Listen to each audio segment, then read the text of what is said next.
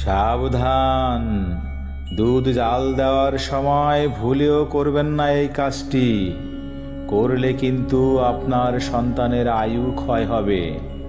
তবে কাজটি জানার আগে যারা দেবাদিদেব মহাদেবকে ভালোবাসেন তারা অবশ্যই ভিডিওটিকে লাইক ও সাবস্ক্রাইব করুন এবং কমেন্টে হর হর মহাদেব লিখে যান। তাহলে দেবাদিদেব মহাদেবের কৃপা আপনার সন্তানের উপর বিরাজমান থাকবে। শাস্ত্রে দুধকে অমৃতের সাথে তুলনা করা হয়েছে, আর গোমাতাতে ৩৩ কোটি দেবদেবীর স্থান।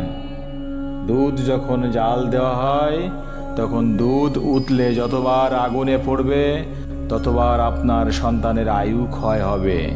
তাই দুধ জাল দেওয়ার সময় অবশ্যই খেয়াল রাখতে হবে যাতে দুধ উতলে আগুনে না পড়ে। হর হর মহাদেব।